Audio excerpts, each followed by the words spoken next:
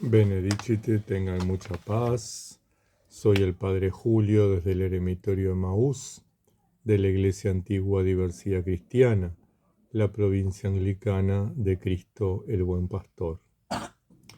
Retomamos este ciclo de conversaciones, de colacios sobre el arte de la oración del igumeno Charitón del monasterio de Balamo, que venimos trabajando desde hace un tiempo y que habíamos suspendido por el periodo de Cuaresma. Pero ahora, en Pascua, volvemos a las entregas rutinarias. El texto que vamos a comentar hoy, que vamos a compartir hoy, es de San Dimitrio de Rostov, un metropolita, un obispo, de los años 1651 a 1709. Es un gran escritor y un gran predicador de toda Rusia. Dice lo siguiente: la oración dicha con los labios sin atención del intelecto no sirve para nada. Perdón. Apliquémonos las palabras del apóstol a los corintios, afirma. ¿De qué sirve vuestra oración, oh corintios, si oráis únicamente con la voz, mientras que vuestro intelecto no presta atención a la oración y suena con alguna otra cosa? ¿Qué beneficios hay para vosotros si vuestra lengua dice muchas cosas, pero vuestro intelecto no piensa en lo que dice, incluso aunque lleguéis a pronunciar muchas palabras? ¿Qué beneficio hay para vosotros en cantar a plena voz con toda la fuerza de vuestros pulmones, mientras vuestro espíritu no permanece ante Dios?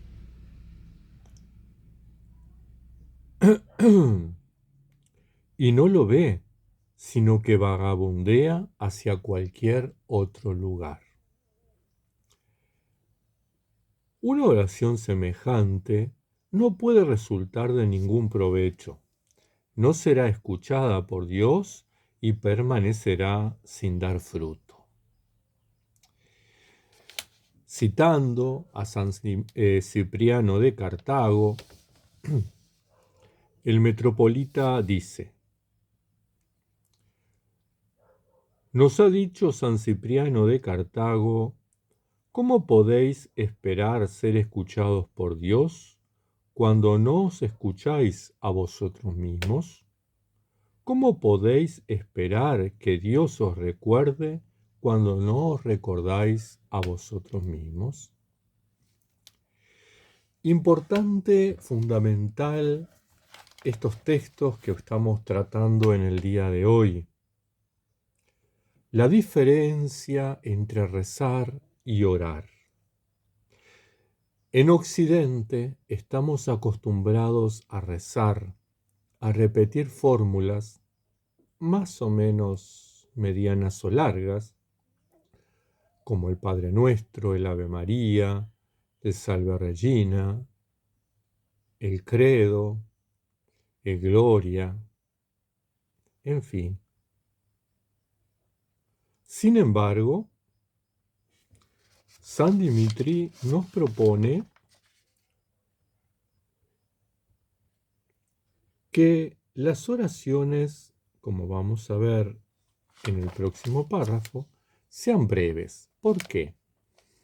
Porque hay una diferencia sustancial entre rezar, leer o repetir, y orar. La oración es una comunicación dialógica, es un diálogo tú a tú, mano a mano con Dios. La oración implica el temor, no el miedo, sino la veneración, el respeto, el amor, la atención.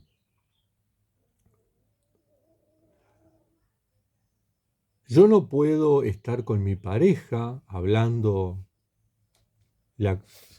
cosas importantes y a su vez estar hablando por teléfono o, a su vez, estar pensando en las tareas que dejé pendientes en la oficina o en el taller. Yo no puedo hablar con el ser amado cuando el ser amado no es el centro de ese diálogo. Es necesario poner a Dios en el centro de nuestra oración. No es suficiente repetir fórmulas.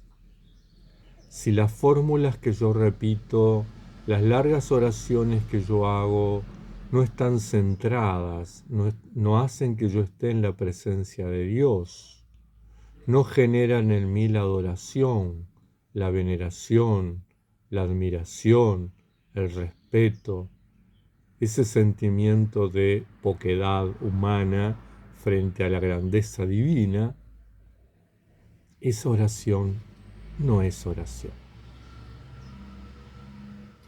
Continúa San Dimitri. La oración debe ser corta pero frecuente. Y esto es muy importante, porque eso es lo que nos ayuda a guardar la atención del intelecto y la atención del corazón. Ambas son coherentes con lo que va a decir mi boca. Dice San Dimitri, de aquellos que conocen por experiencia lo que es elevar hacia Dios el intelecto, yo aprendí que, en lo que concierne a la oración hecha con el intelecto en el corazón, una oración corta y repetida a menudo es una cálida y de mayor utilidad que una oración larga. Y esto es importante lo que sigue a continuación. La oración larga es también muy útil, pero no para los principiantes, sino para aquellos que no están lejos de la perfección. Y este no es el caso nuestro, que estamos iniciándonos recién en este camino.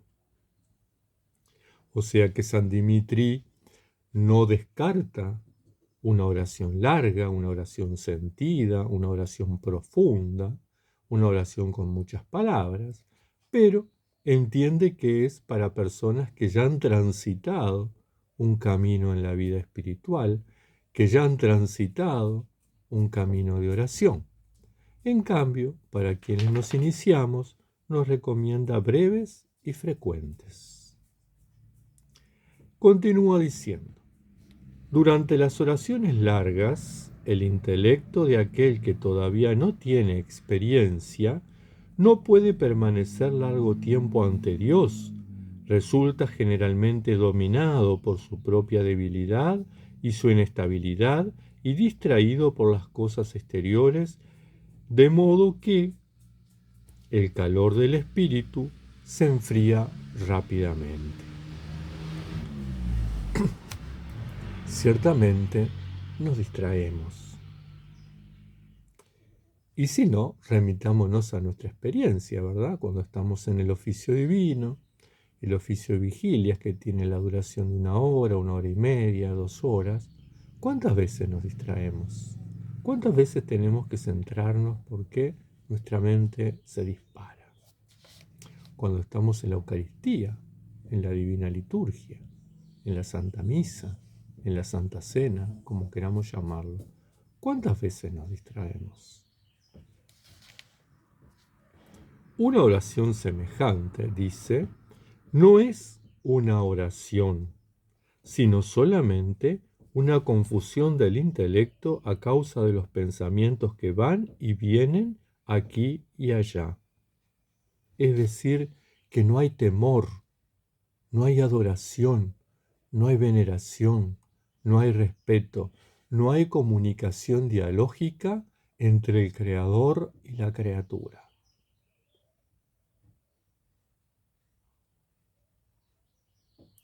Todo esto sucede, dice, durante los salmos y las oraciones recitadas en la iglesia, e igualmente durante las oraciones dichas en la celda, cuando abarcan mucho tiempo. Es decir que las oraciones largas, las oraciones que utilizan muchas palabras, las oraciones que insumen mucho tiempo, nos distraen, terminan siendo perjudiciales, salvo que ya estemos avanzados en la práctica, en el camino de la oración. Dice San Dimitri: una oración corta, pero frecuente, es más estable porque el intelecto sumergido en Dios durante un breve período puede realizarla con más calor. El Señor dijo: cuando oréis, no hagáis vanas repeticiones, citando a Mateo capítulo 6, versículo 7. Pues no es a causa de vuestra prolijidad que seréis escuchados. Ni muchas palabras, ni palabras rebuscadas. Es aquello que sale del corazón. San Juan Clímaco nos recomienda: no intentéis proferir gran número de palabras por temor de que vuestro intelecto sea distraído por la búsqueda de las palabras. Fue debido a una sola frase corta que el publicano recibió el perdón de Dios, y una sola afirmación breve de su fe salvó al ladrón. La multitud excesiva de palabras en la oración dispersa al intelecto en los sueños, mientras que una palabra o frase corta ayuda a recogerse. Y aquí es importante, por ejemplo, la actitud del hijo pródigo. Vayamos a Lucas 15, ¿verdad? No hubo un gran discurso. Padre, perdóname porque he pecado contra ti. Y ya el Padre lo abrazó y ya lo revistió de dignidad y de señorío. Recordemos esos ejemplos que nos citaba Juan Clímaco antes, como una frase sentida, una frase corta, una frase surgida de los sentimientos del corazón, son mucho más firmes, mucho más fuertes, mucho más sólidas, mucho más eficaces que las largas oraciones del publicano, por ejemplo. Sin embargo, se podría preguntar, ¿por qué el apóstol dice en la epístola a los tesalonicenses, orad sin cesar? Citando, ¿verdad?, la primera carta de San Pablo a los cristianos de Tesalónica, en el capítulo 5, versículo 17. Y aquí viene de el padre Dimitri un sabio consejo para quienes permanecen en el mundo, para quienes llevando vida eremítica o viviendo un espíritu eremítico, tienen familia, tienen trabajo, tienen preocupaciones en el mundo. Para quienes, estando iniciándose en la espiritualidad sicasta, todavía le falta madurar. Dimitri dice: en las escrituras, la palabra siempre es utilizada por lo general en el sentido de a menudo. Por ejemplo, los sacerdotes iban siempre al primer tabernáculo a fin de cumplir allí la obra de Dios, citando a Hebreos capítulo 9, versículo 6. Esto quiere decir que los sacerdotes se dirigían al primer tabernáculo a ciertas horas fijas, no que iban sin cesar día y noche. Ellos iban a menudo, pero no sin interrupción. Incluso si los sacerdotes estaban en la iglesia todo el tiempo, conservando el fuego descendido del cielo y alimentándolo con aceite para que no se extinguiera, no lo hacían todos al mismo tiempo, sino por turnos, como lo vemos en el profeta San Zacarías. Dice, citando a Lucas 1:8, él realizaba el servicio de sacerdote ante Dios según el orden de su clase. Se puede pensarlo lo mismo en relación a la oración que el apóstol dice que se debe hacer sin cesar. Pues es imposible para el hombre permanecer sin interrupción día y noche orando. Se necesita tiempo también para otras cosas, para ocuparse de su casa, para trabajar, para hablar, para comer y para beber, para descansar y para dormir. ¿Cómo se podría orar sin cesar si no es orando a menudo? Una oración a menudo, repetida, puede ser considerada una oración incesante. Por consiguiente, no dejéis a vuestra oración frecuente pero breve expandirse en demasiadas palabras. Esto es también lo que aconsejan nuestros santos padres en su comentario del Evangelio de Mateo capítulo 6 versículo 7.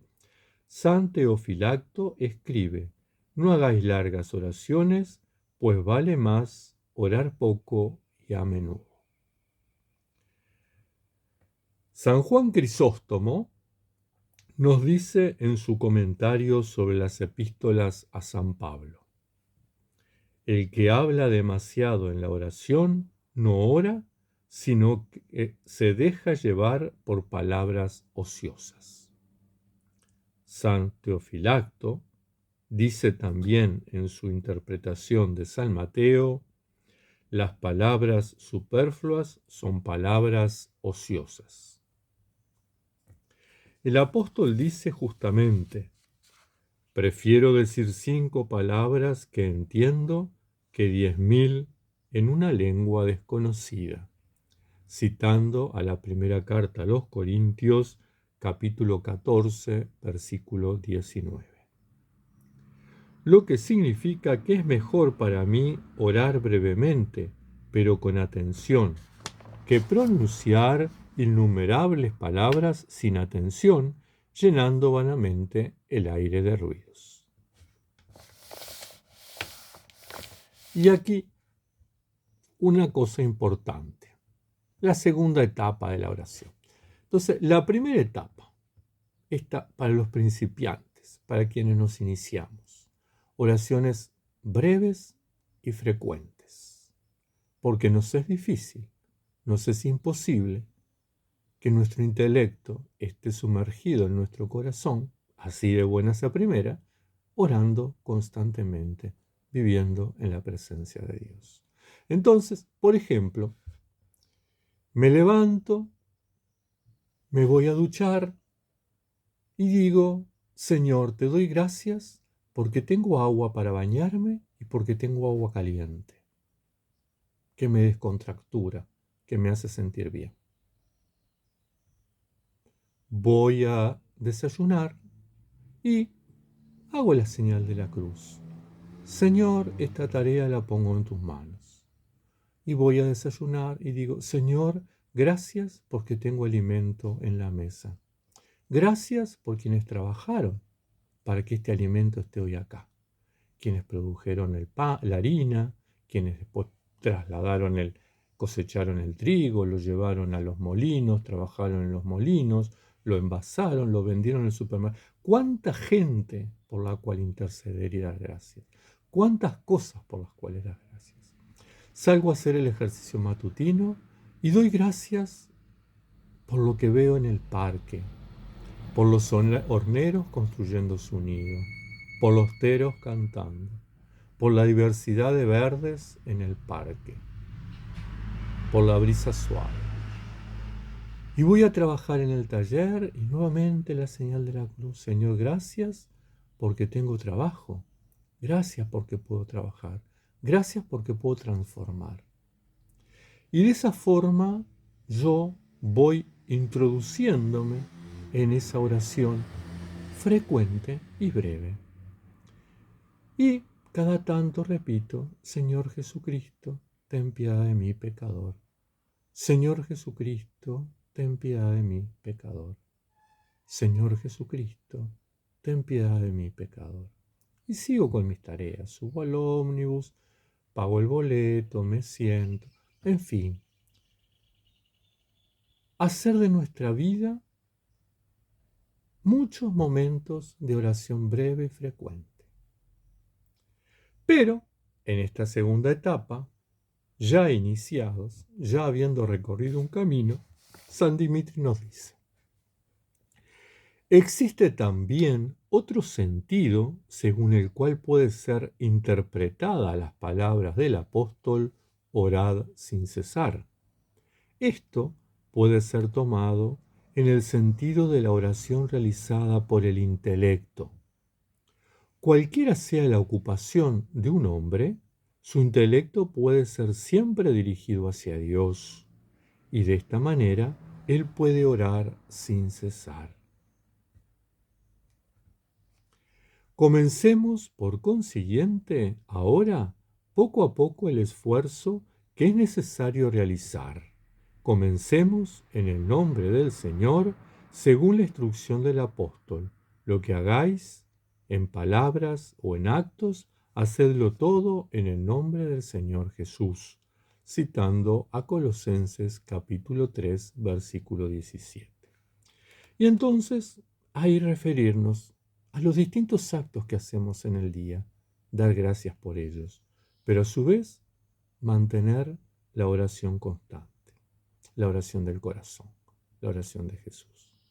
Dice San Dimitri: haced todo no solamente por vuestro propio beneficio, incluso espiritual, sino por la gloria de Dios. Así, en todas vuestras palabras, vuestras acciones y vuestros pensamientos, el nombre de nuestro Señor Jesucristo, nuestro Salvador, será glorificado. Y esto es importante, que también la invocación del santo nombre no sea solo una repetición sin sentido, no siendo vivida, no siendo experimentada. Si yo estoy repitiendo el santo nombre y me acuerdo de una persona, Señor Jesucristo, cuida de esta persona, bendice a esta persona. Si yo estoy con la oración de Jesús y me acuerdo de alguien con que tuve algún entripado, que tengo un poco de bronca, que tuve una discusión, Señor Jesús, bendice a esta persona, sana nuestra relación. Si yo voy por la calle repitiendo la oración de Jesús, algo que suelo hacer yo, un ejemplo, todos saben que yo soy hipersensible al tema de los perros callejeros. Y entonces cuando voy por la calle con diciendo la oración de Jesús y veo un perro en situación de calle, digo: Señor Jesucristo, cuida a este peludo. Señor Jesucristo, protege a este peludo. Y sigo después con la oración.